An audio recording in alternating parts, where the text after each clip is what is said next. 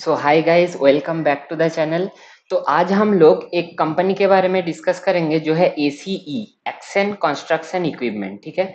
तो ये मोस्टली आप बोल सकते हो कि जो भी हम लोगों का कंस्ट्रक्शन या रियल एस्टेट साइड है या फिर बड़े बड़े मैकेनिकल मैन्युफैक्चरिंग या फिर कंस्ट्रक्शन साइट्स का एक प्रॉक्सी प्ले है, या फिर बोलेंगे कि पीक एंड शॉवेल स्ट्रेटेजी है।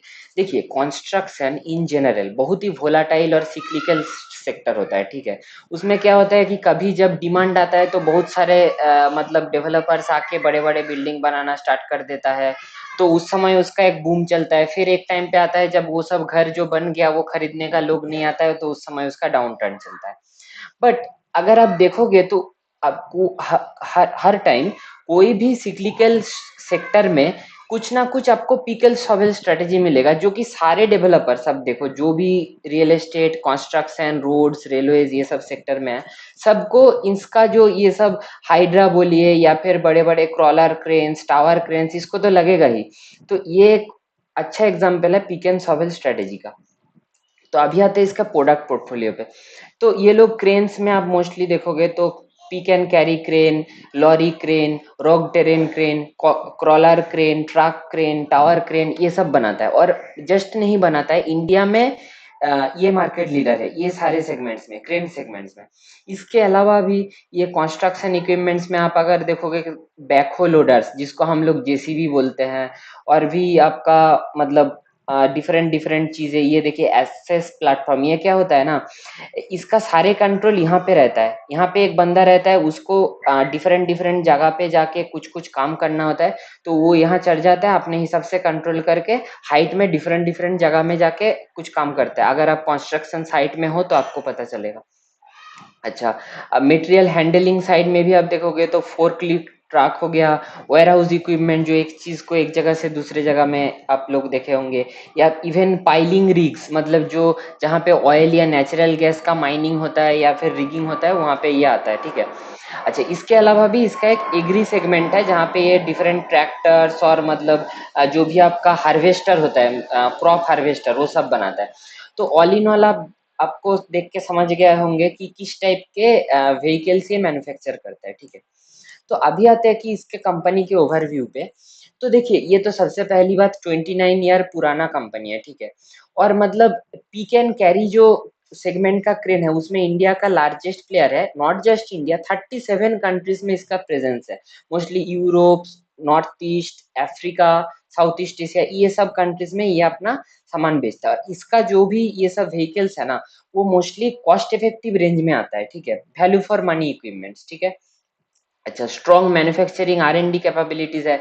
अभी मैन्युफैक्चरिंग में भी ये लोग कंटिन्यूअसली नए नए ऑटोमोटिव इक्विपमेंट बिठा रहा है, अपने सप्लाई चेन को और स्ट्रीमलाइन कर रहा है ताकि और फास्टर ही सारा प्रोसेस कंप्लीट हो सके। ऑल इन ऑल अच्छा है।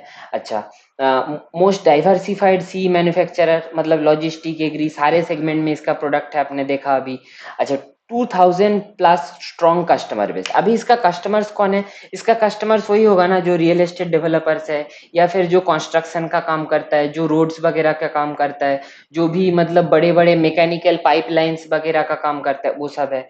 उसमें भी स्ट्रॉन्ग कस्टमर बेस है और बड़े बड़े कस्टमर्स है इसके पास, जैसे आपका रिलायंस पावर, और भी टाटा प्रोजेक्ट, और एल एन टी, ये सब है। अच्छा, फाइनेंशियल डिसिप्लिन, ये सब, मतलब all in all company as a overall अच्छा है।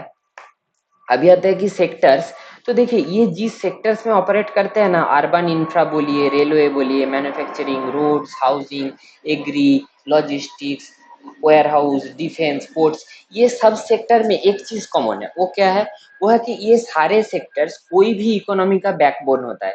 देखिए, इंडिया जैसे एक डेवलपिंग इकोनॉमी है, राइट? तो इसको अगर चाइना के टाइप जाना है तो इसको इन सब सेक्टर्स के थ्रू ही इसका ओवरऑल एक स्ट्रॉन्ग इंफ्रा बिल्ड होगा। तो उसके ऊपर बेस करके ही इंडिया का इकोनॉमिक प्रोग्रेस होएगा। ठीक है। तो आप देखो कि गवर्नमेंट भी मतलब 1.4 ट्रिलियन यूएस डॉलर मतलब अपने इंफ्रास्ट्रक्चर पाइपलाइन में खर्च किया है 19 से 25 तक। ठीक है, लास्ट मतलब 5 साल में। तो गवर्नमेंट की तरफ से भी अच्छे बूस्ट आया है। और भी जो भी स्कीम्स लॉन्च हुआ है जैसे वंदे भारत, नमो भारत, एक्सपेंशन हो रहा है मेट्रो का, जहाँ पे हर एक मेट्रो सिटीज में जहाँ पे एक दो करके लाइन था, अभी 3-4 नए नए लाइन्स आ रहा है।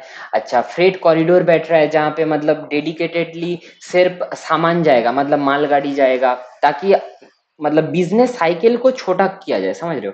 अच्छा, पोर्ट बन रहा है, एयरपोर्ट बन रहा है, आपका नेशनल हाईवे, अर्बन इंफ्रा, ये सब ओवरऑल ये सारे सेक्टर्स में अगर आप देखोगे तो ये एसी का जो भी इक्विपमेंट्स बनाता है वो as a pick and shovel use किया जा सकता है, मतलब इसको यूज करके ही वो इंडस्ट्री आगे बढ़ पाएगा, अदरवाइज नहीं।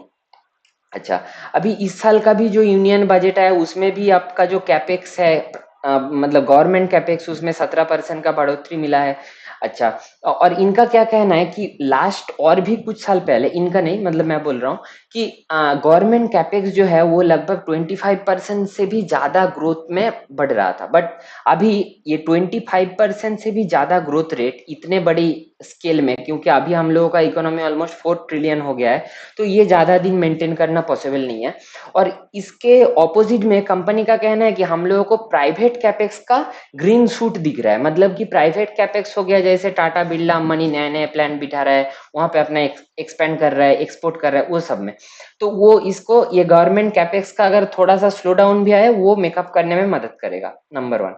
और एक क्या, ये मेक इन इंडिया आत्मनिर्भर भारत जो है क्या कर रहा है, फॉरेन इक्विपमेंट्स पे टैरिफ लगा रहा है, इंडियन इक्विपमेंट्स या फिर मैन्युफैक्चरर्स को छाड़ दे रहा है, मतलब टैक्स बेनिफिट्स वगैरह। इससे क्या हो रहा है, हमारे यहाँ का मैन्युफैक्चर्ड प्रोडक्ट फॉरेन कंपटीटर से भी compete करने में सेम लेवल पे आ रहा है, समझ रहे हो, तो ये एक बहुत अच्छा साइन है।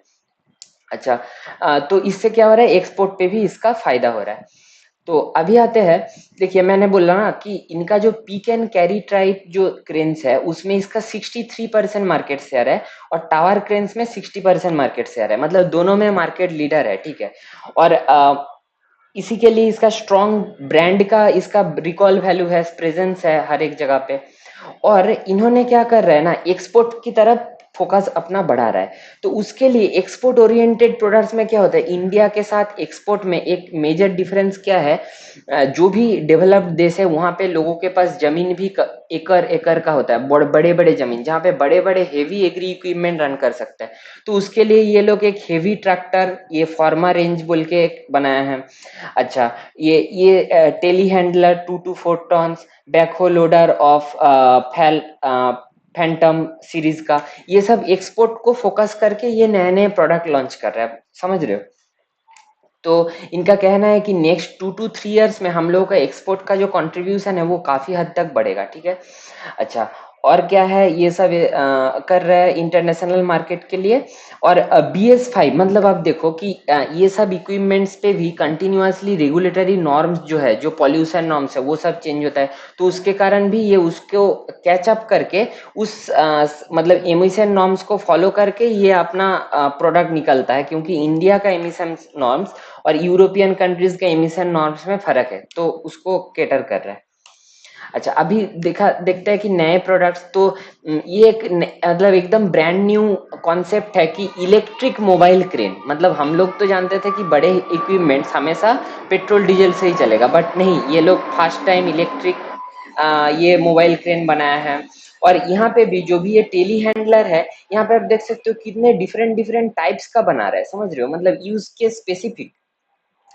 अच्छा, क्रॉलर क्रेन भी पहले इसके पास सिर्फ 100 टन वाला क्रॉलर क्रेन था, अभी 180 टन वाला क्रॉलर क्रेन बना रहा है। तो यहाँ पे आप देख सकते हो न्यू प्रोडक्ट लॉन्चेस में ये सब है। और क्या बोल रहा है कि इसको क्या करना है कि एक्सपोर्ट में अगर इसका कंट्रीब्यूशन बढ़ाना है तो हेवी इक्विपमेंट बनाना पड़ेगा, ये तो एक हुआ।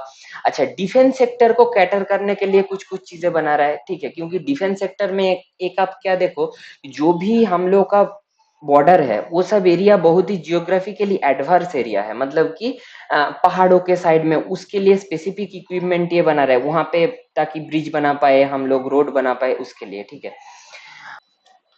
अच्छा, तो अभी आते हैं इसका पास्ट फाइनेंशियल परफॉर्मेंस पे।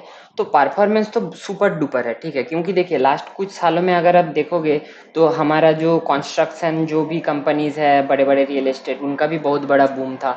तो उसी के बेसिस पे ये सुपर मतलब इनकम भी सुपर मतलब करीब करीब 40-30% से बढ़ा है, ठीक है। ईबीटा ईबीटा भी मतलब प्रॉफिटेबल ग्रोथ, मार्जिन का कितना तगड़ा एक्सपेंशन हो रहा है। अच्छा, पैट मार्जिन का भी कितना तगड़ा एक्सपेंशन हो रहा है। पैट का वैल्यू तो मतलब 3 गुना से भी ज्यादा हो गया, आप देख सकते हो, राइट। अच्छा, वर्किंग कैपिटल डेज मतलब कि वही जो जो भी मेरा मैन्युफैक्चरिंग इक्विपमेंट्स है उसको मैं सबसे अच्छे तरीके से यूज करके जल्दी से जल्दी प्रोडक्ट मैन्युफैक्चर कर रहा हूँ, शिप कर रहा हूँ, नया नया ऑर्डर प्रोसेस कर रहा हूँ, तो उससे भी मेरा ओवरऑल बिजनेस पैरामीटर अच्छा होता है।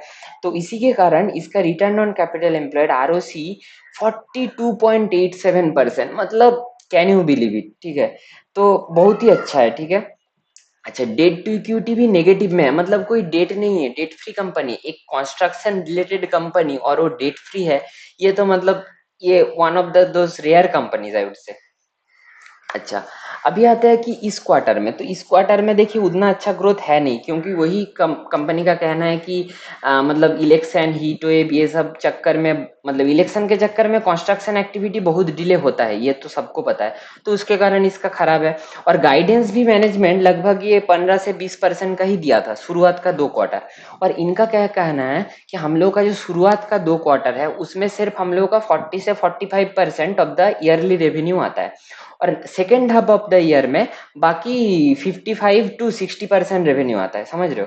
तो वो हम लोगों को देखना पड़ेगा। और इनका ये भी कहना है कि हाँ, जनरली जो मतलब सितंबर के महीने होता है उसके बाद से धीरे धीरे डिमांड पिकअप करता है।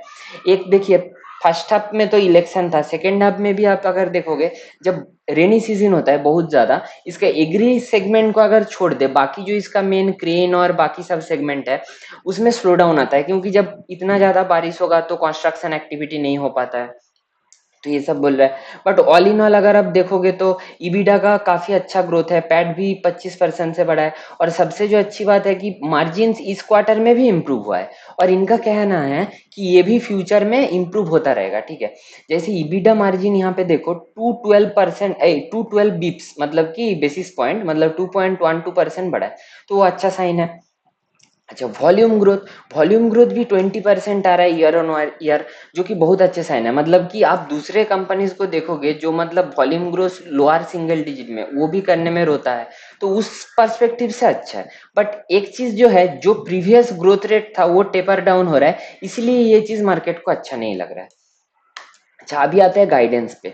तो पहली बात तो ये, एक जापानीज काटो वर्क्स बोल के एक ऐसे कंस्ट्रक्शन इक्विपमेंट मैन्युफैक्चरर के साथ 50-50 जेवी में जा रहा है, जिसका मेन फोकस होगा जो heavy duty truck and crawler cranes होता है ना, जो मोस्टली एक्सपोर्ट में इसका फायदा देगा, ठीक है। मतलब एक्सपोर्ट ओरिएंटेड सेम कंपटीटर के साथ ये टक्कर दे पाएगा। अच्छा, ईवी क्रेन्स, ये भी आपका टाटा प्रोजेक्ट, एल&टी, रिलायंस, बड़े बड़े क्लाइंट्स में काफी ज्यादा मतलब ट्रैक्शन दिखा रहा है।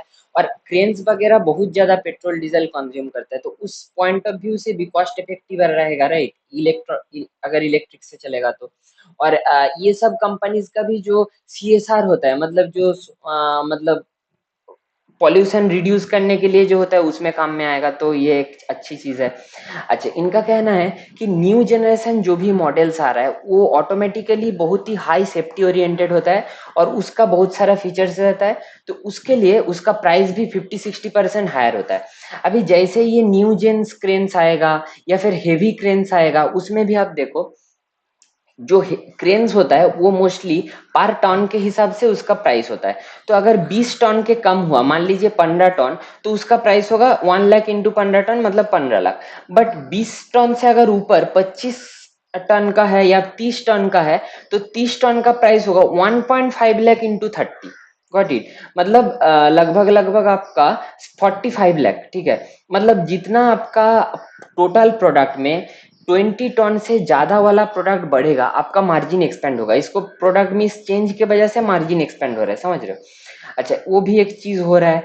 अच्छा, इनेक्स सीरीज का क्रेन ये लोग लॉन्च किया है, जो मल्टीपर्पज क्रेन है, मतलब एक ही इक्विपमेंट से आप मान लो कि वो माल को ऐसे उठा के दूसरे जगह भी लेके सकते हो, और ऐसे पिक एंड कैरी भी कर सकते हो। I am giving you just an example. तो इस टाइप का चीज अगर देखोगे, तो क्या है कि ये बहुत ही यूनिक प्रोपोजिशन है। अब मान लो कि जैसे जो भी आपका मतलब कंस्ट्रक्शन वाला साइट होता है वो मोस्टली उस साइट्स में अगर कोई एक क्रेन लेट्स से दिए second half of the year में काम आ रहा है और उसी ट्रेन से हम लोग कुछ एग्री रिलेटेड काम भी कर पाएंगे मानसून में, तो क्या होगा, मैं अगर मालिक हूँ इस इक्विपमेंट का, तो मैं उस इक्विपमेंट को पूरा साल कुछ ना कुछ चीजों में यूज कर सकता हूँ, उसको ऐसे ही मतलब खड़ा खड़ा नहीं रखना पड़ेगा, समझ रहे हो। अच्छा, तो ये गेम चेंजर है और इसका क्या कहना है कि इस रिलेटेड सारा जो पेटेंट्स है वो हमको मिलेगा, कॉम्पिटिटर कुछ कॉपी नहीं कर पाएगा। बहुत अच्छा साइन है। अच्छा, टावर क्रेन में भी इसको अच्छा ट्रैक्शन दिख रहा है, अच्छे मानसून जा रहा है, तो उसके लिए इनका कहना है कि एग्री सेगमेंट में हम लोग इस क्वार्टर थोड़ा पिकअप देख सकते हैं। अच्छा, अभी चाइना में अगर देखोगे तो पर ईयर लगभग 1.5 से 2 lakh pick and carry crane बिकता है। इंडिया में वो नंबर बस 15-20 हजार की 25 हजार होगा। तो यहाँ पे भी लॉन्ग रनवे ऑफ ग्रोथ है, समझ रहे हो। अच्छा, लास्टली ये क्या बोल रहा है कि हम लोग देख रहे हैं कि कंस्ट्रक्शन इक्विपमेंट का जो लाइफ साइकिल है वो धीरे धीरे कम हो रहा है। उसका दो रीजन है। एक तो अभी का सारा जो भी पार्ट्स वगैरह उसका लाइफ साइकिल कम हो रहा है उसके लिए, और दूसरा है कि नए नए टेक्नोलॉजी आ रहा है, ओल्डर टेक्नोलॉजी मतलब बैकडेटेड होके उसको लोग रिजेक्ट कर रहे हैं। तो ये हो गया इसका ओवरऑल कंपनी। तो अगर आप देखोगे तो कंस्ट्रक्शन मतलब सेगमेंट में अगर आपको खेलना है तो ये मेरे हिसाब से काफी अच्छा गेम है। तो इसका अगर आरओई आरओसी का नंबर देखोगे सुपर, मतलब एक भी बूंद का कुछ कॉम्प्लेन करने का नहीं। Sales growth 30%, profit growth 77%, but ये सेल्स प्रॉफिट ग्रोथ 1-2 क्वार्टर के लिए टेपर होगा, ये मैनेजमेंट बोल रहा है। ये थोड़ा सा देखने वाला चीज है, हम लोगों को ट्रैक करना पड़ेगा। अच्छा, तो और एक चीज देखिए, इसका कुछ दिन पहले वैल्यूएशन था लगभग 67 का पी पे था, वो अभी गिर गिर के 43 के पी में आ रहा है। तो मतलब यहाँ से अभी स्टॉक को हम लोगों को गौर से देखना पड़ेगा, इसको हर एक क्वार्टर में मतलब देखना पड़ेगा कैसे रिजल्ट कर रहा है। अगर रिजल्ट थोड़े से भी प्रीवियस जो ट्रैक रिकॉर्ड है 30% सेल्स ग्रोथ का, उस पे जैसे ही ये वापस आएगा हम लोग इसको देख सकते हैं लॉन्ग टर्म के लिए, समझ रहे हो। ऐसे भी कोई इन्फ्लुएंस होना नहीं है, कोई रिकमेंडेशन नहीं देना है। प्रोमोटर प्रोफाइल भी देखो काफी अच्छा है। आपका पब्लिक का शेयर होल्डिंग परसेंटेज में थोड़ा घटा है क्योंकि एफआईआई ने काफी ज्यादा होल्डिंग बढ़ाया है। तो ऑल इन ऑल काफी अच्छा कंपनी है। अगर आपको पसंद है तो आप इसको वॉच लिस्ट में रख सकते हो और देख सकते हो, ठीक है। Thank you so much. Video अच्छा लगे तो लाइक शेयर सब्सक्राइब जरूर करना। ओके, ये तो हुआ। अभी आते हैं कि इसका ग्रोथ रेट पे, वो भी देख सकते हो लास्ट कुछ सालों का इसका इनकम कितना तेजी से बढ़ा है। EB hello hello.